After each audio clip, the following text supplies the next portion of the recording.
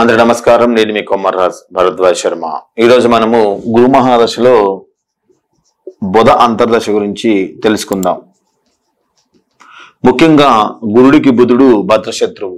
మరి గురు మహాదశలో బుధ అంతర్దశ మనకి 2 సంవత్సరాల 3 నెలల 6 రోజులు ఉంటుంది. 2 సంవత్సరాల 3 నెలల 6 రోజులుగా జాతచక్రంలో గురు దశలో బుధ అంతర్దశ నడుస్తూ ఉంటుంది. ముఖ్యంగా గురు మహాదశలో బుధ అంతర్దశ మనకి బుధుడు ఎట్టి పరిస్థితుల్లో కూడా అశుభత్వంగానే ఉండడానికి ప్రయత్నం చేస్తూ ఉంటాడు. ఎందుకంటే గురుడికి బుధుడు భద్రశత్రువు కాబట్టి.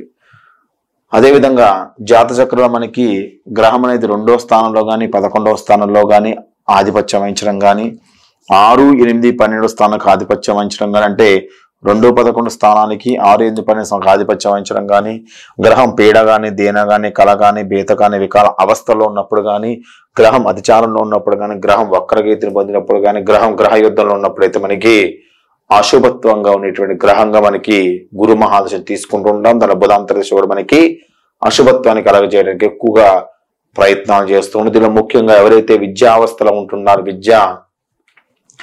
విద్యార్థిగా ఎవరైతే ఉంటారో వారి విద్యకి ఆటంకాలను ఎక్కువగా ఏర్పాటు చేస్తూ ఉంటుంది. పశు సంపద నష్టం కలగజేస్తూ ఉంటుంది. క్రూరమైనటువంటి స్వభావాన్ని కలిగి ఉంటారు. బంధుమిత్రులకు నష్టానికి చేకూరుస్తూ ఉంటుంది. స్త్రీల వలన సమస్యలను అనుభవించే విధంగా ప్రయత్నం చేస్తూ ఉంటుంది. అన్య స్త్రీ సంపర్కం వలన గుప్త రోగాలు బాధిస్తూ ఉంటాయి. ధన నష్టం కలగజేస్తూ ఉంటుంది. ముఖ్యంగా గురు మహాదశలో బుధ అంతర్దశ మారకత్వంగా ఉన్నట్టయితే వారికి మరణాన్ని కూడా కలగజేసే అవకాశం కూడా కలగజేస్తూ ఉంటాడు. గురుడు 2, 11 స్థానానికి ఆధిపత్యం వహించినట్టయితే వాళ్ళ జాతచక్రాన్ని చాలా జాగ్రత్తగా పరిశీలించుకొని మృత్యుంజయ హోమాలు ఖచ్చితంగా చేసుకోవాలి. ఇదంతా కూడా మనకి గురు మహాదశలో మనకి గురుడు యాక్టివేట్ గా ఉన్నప్పుడు, అన్యాక్టివేట్ గా ఉన్నప్పుడు, అంటే నష్టాల్లో ఉన్నప్పుడు. అదే విధంగా మనకి గురుడు మహాదశ 1వ స్థానానికి కానీ 5వ స్థానానికి కానీ 9వ స్థానానికి ఆధిపత్యం వహించడము.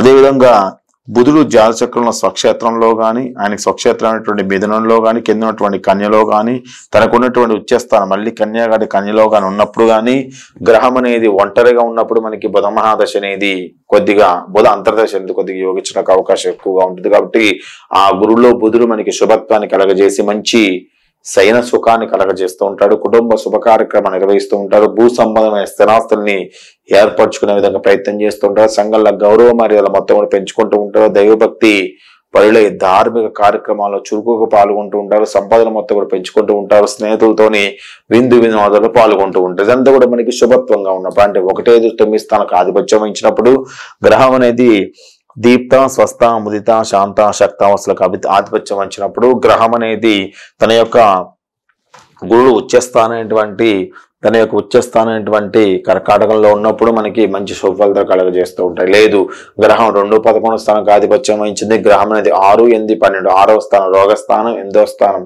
6వ స్థానం శత్రుస్థానం, 8వ స్థానం రోగస్థానం, 12 ఖర్చు స్థానంగా చెప్పబోయే వాటి మీద ఫలితాలు ఎక్కువగా చూపిస్తూ ఉంటుంది. 2, 11 మారకత్వాన్ని కలగజేస్తూ ఉంటుంది. కాబట్టి ముఖ్యంగా వాళ్ళు పరిహారం చేసుకోవాలి. 2, 11 స్థానంలో మాత్రం మృత్యుంజయ హోమం ఖచ్చితంగా చేయించుకోవాలి.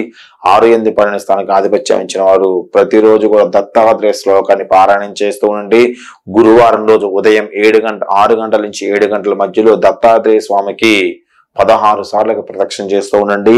మీ దగ్గరలో దత్తాత్రేయ స్వామి యొక్క దేవాలయం లేకపోయినట్టయితే మీ దగ్గరలో ఉండే నవగ్రహాలకి గురువారం రోజు వెళ్ళి గురుడికి అభిషేకం చేయించండి. లేదా గురుడికి ఆ యొక్క పాదాల మీద కొన్ని శనగలను పోయండి. బుధుడికి కొన్ని పెసల్ని పాదాల మీద పోసి గురుడికి 16 సంఖ్యతోని, బుధుడికి 19, 17 సంఖ్యతోని ప్రదక్షిణ చేయండి.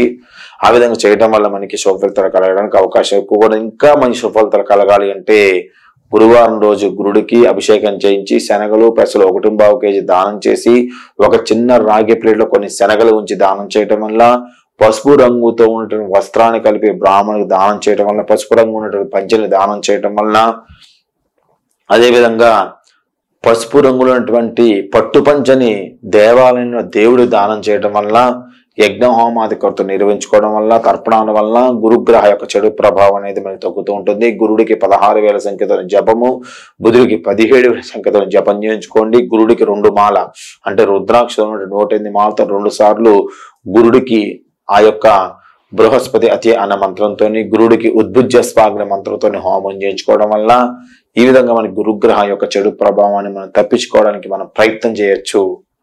గురుగ్రహంలో బుధుడు అంతర్దశ అనేది చాలా ఇబ్బందికరంగా మార్చే విధంగానే మన ప్రయత్నం చేస్తూ ఉంటుంది. కాబట్టి ఇంకా శుభ ఫలితాలు గురు మహాదశ కలగాలంటే కనకపుష్ప రాగాన్ని కుడి చేయి చూపుడు వేలికి మంచిగా జాతిరాయిని వాడినట్టయితే మనకి ఈ గురు మహాదశని యోగకారకంగా మారి మంచి శుభ ఫలితాలు కలగజేయడానికి ఎక్కువగా అవకాశం ఎక్కువగా ఉంటుంటుంది.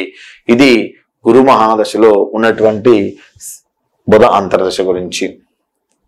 కాబట్టి ఈ గురు మహాదశలో బుధ అంతర్దశ ముఖ్యంగా శుభ ఫలితాలు ఇవ్వడానికి ఖచ్చితంగా దత్తాత్రేయ శ్లోకాన్ని మాత్రం ఖచ్చితంగా పారాయణం చేయండి. దత్తాత్రేయ స్వామికి ఎక్కువగా తెలుగు పుష్పాలతో పూజ చేయటం వల్ల మంచి శుభ ఫలితాలు కలగడానికి అవకాశం ఎక్కువ ఉంది. మంచి వేద పండితులతోని జప హోమ తర్ప దానాలు చేయించుకోవడం వల్ల కూడా మంచి శుభ ఫలితాలు కలుగుతూ ఉంటాయి. ఇంకా మీ జాతకలను ఒకసారి పరిశీలన మాత్రం ఖచ్చితంగా చేయించుకోండి. ఇది గురు మహాదశలో బుధ అంతర్దశ గురించి. అందరూ వీడియో లైక్ చేయండి, షేర్ చేయండి, సబ్స్క్రైబ్ అవ్వండి. మీ కామెంట్ మాత్రం ఖచ్చితంగా తెలియజేయండి.